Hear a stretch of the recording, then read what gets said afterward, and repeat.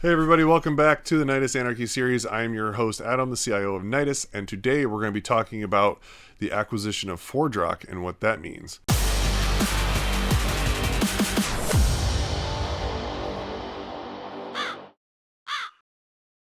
So, earlier today, it became official that ThomaBravo has not only acquired ForgeRock, but they're merging them into Ping. This is crazy news. It's been blowing up everyone in the identity space. So most of us knew that ThomaBravo was looking to buy ForgeRock because it was made public months ago that they were looking to do this. Almost at the same time that they acquired Ping was then I don't know if it was an announcement, it was just kind of like the leak that they were looking at buying ForgeRock. But I believe the DOJ or something stepped in, was looking at it as like maybe antitrust or something, but they got the thumbs up. I actually heard last week from some people inside of all this that it was going to go through. So it was like, okay, well, hey, this explains why ForgeRock's making a lot of the decisions they are with how they're doing things.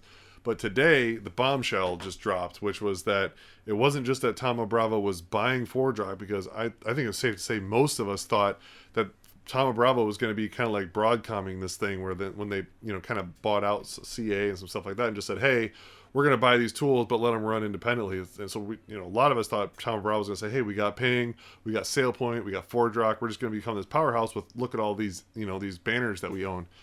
Nope, that's not what's happening at all. So yeah, they announced that they're merging ForgeRock into Ping. So Ping is going to be the powerhouse.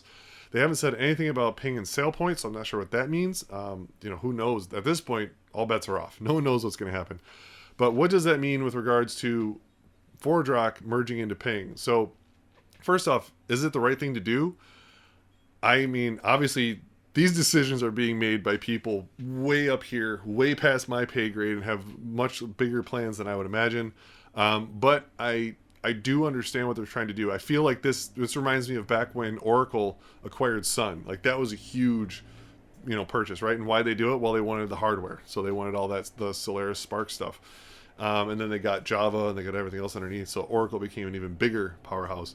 So I think that's probably what ThomaBravo is really trying to do at this point, is Ping is going to be that moniker that they're just going to be building up to be this huge 600-pound gorilla in the identity space. And more than identity, they're probably going to go larger. But so what products are going to go where do I see, how do I think this is all going to happen? Well, if Ping is going to be the head moniker that they're going to fly everything under, then at that point I think the Ping tools are probably going to be pretty steadfast, because when I saw Oracle by Sun, I was like, oh well, they're totally going to get rid of OUD and bring in ODSCE, because that LDAP is so much more lightweight and easier to use. They're just going to use that one. And Sun Identity Manager, oh man, it's so much easier to use and more efficient than Oracle Identity Manager. So they're probably going to flip those around.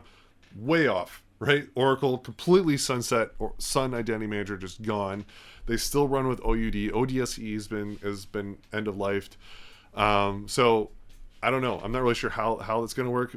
So originally I would say, well, Ping Fed, obviously that's like their big tool, and then Ping Access. Ping Access was never like a super strong powerhouse of a tool, and they definitely started focusing more towards getting everything into the PingOne world, which I think also totally makes sense. So from that standpoint, are they going to take ForgeRock Access Manager and make that the new access tool altogether? I don't know. I honestly, probably not. And the only reason I say that is because ForgeRock internally, they started making the decision that they weren't going to really support and really sell on-prem stuff anymore, and they wanted everything to go into the cloud. And like, if you listen to the talk before that I gave only a couple weeks ago about the ForgeRock Identity Cloud, when they're consolidating everything into the cloud, their cloud is very limited because it's brand new. Well, PingOne, their cloud offering is vastly more robust and has way more offerings going on. So I think what they'll probably try to do is take the access control piece, and they might just kill it. Honestly, they might just kill the whole thing. But if not, they'll try to pull that under PingOne and maybe change how Ping Access works. But they might not. I mean, I don't know. That one's a little bit unknown. What I do think they're going to just straight acquire, though, and just run as probably, and what I think they're going to call probably Ping LCM, Ping Lifecycle Manager, is going to be ForgeRock Identity Manager, because Ping does not have a lifecycle management tool. It doesn't have that provisioning tool. It doesn't have that powerhouse of full lifecycle management of the identity, and ForgeRock definitely does, and that tool definitely works very well. It's been proven out for a long time now. So I think that ForgeRock Identity Manager, they're just going to rebrand that right away. I think they're just going to swap that logo out, and you're going to see a Ping logo on there super fast, and they're going to give it a new name. They might just, for ease of use, they'll probably just call it Ping Identity Manager to start out, because everyone knows Identity Manager, everyone knows Ping. I think that's the easiest thing to do, and then literally they just swap the logo, and they'll just keep selling it as is. But they're also going to definitely be pushing that into PingOne. I think the PingOne cloud is going to be the 100% way forward for Ping for everything. I think they're going to want everything to route through the PingOne cloud. So Ping Identity Manager, which I think will eventually become Ping Lifecycle Manager, because it's kind of the term that everyone's kind of throwing around now. And then what else does ForgeRock have? So from a federation standpoint, that's their access manager. So that's why I think their access manager tool will probably just get wiped out. From an LDAP perspective, Ping Directory, they already have an LDAP versus ForgeRock directory services or their OpenDJ. So I have a feeling that their LDAP will probably get sunsetted, and they're just going to stick with Ping Directory, because they're obviously running full force with Ping Directory. It's installed everywhere, and they'll just probably swap licenses or do some type of a deal to help migrate you off. From a services perspective, where does that see for us with regards to these tools? Well, I'll tell you right now, I mean, literally today, we already had conversations of what does this mean for Nyedis and what does this mean for our clients? Because to me, that's the most important thing, is for our clients, what does this mean for them and how can we best help them? So the first thing that we're going to be looking at right away is migration tools. So we want to build fully automated migration tools from ForgeRock to Ping. So ForgeRock directory to Ping directory, ForgeRock access into Ping access.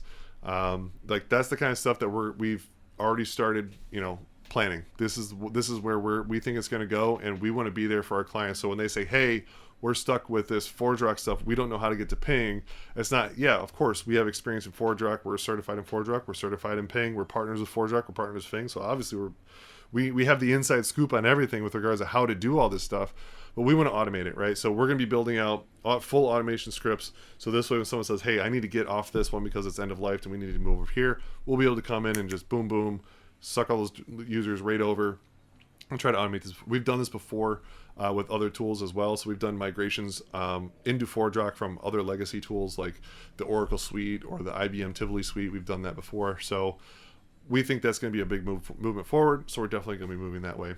Now, with regards to other tools that ForgeRock has, kind of outside the main stack, right? Because the main stack for in my mind is the identity, access, and directory. Federation and all that kind of stuff goes in there. Now, ForgeRock, they just came out with their own orchestration tool. I've talked about that a lot as well. I think that's just going to get completely axed. DaVinci is fully running on its own. I think they're just going to run with DaVinci and kill the ForgeRock tool. With regards to like the adaptive access or the what's it called? I can't remember the name of it. It's their risk assessment tool where they have the AI built into it. I hope. How about this? I hope they keep that tool and they build on it, because I think that enveloping AI into risk assessment for authentication and authorization for an identity proofing standpoint is going to be huge. I think that's going to be a huge new market that really I've only seen ForgeRock tap to that potential.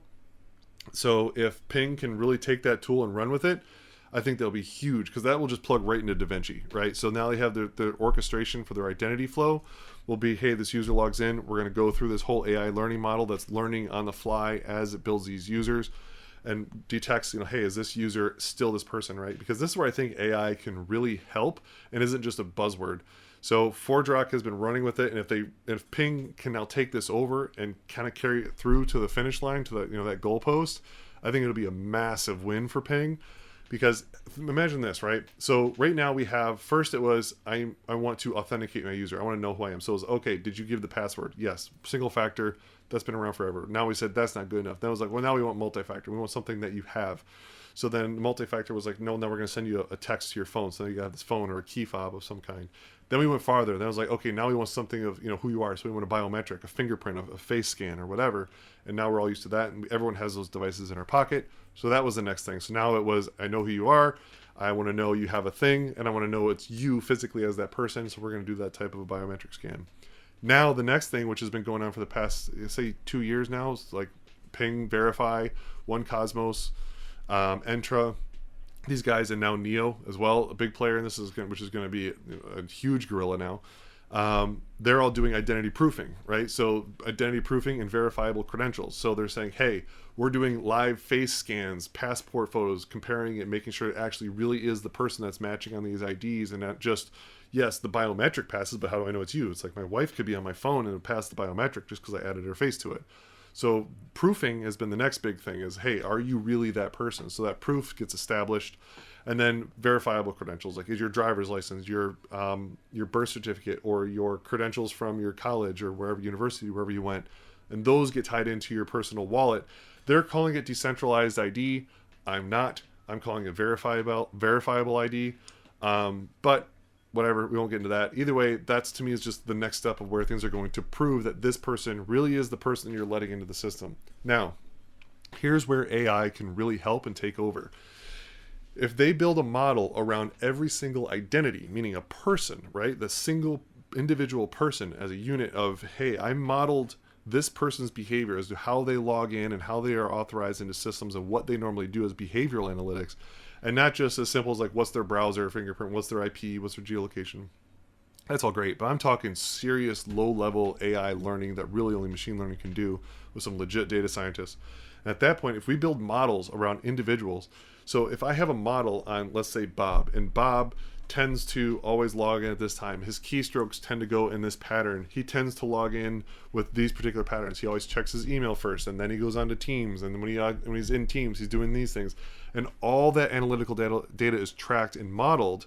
The AI now knows, hey, look, this is how Bob behaves, right? No matter what it is. So now when Bob has now been authenticated, authorized, MFA'd, proofed, and verified, and now he's over here in this system, a completely different client, let's say a contractor or whatever, completely different client. Well, now Ping, if they own the model on that identity, when Bob now goes over here, he's now trying to do something, that model will be able, an AI will be able to detect immediately, hey, he's doing things he normally doesn't do. I have doubts that this is actually Bob.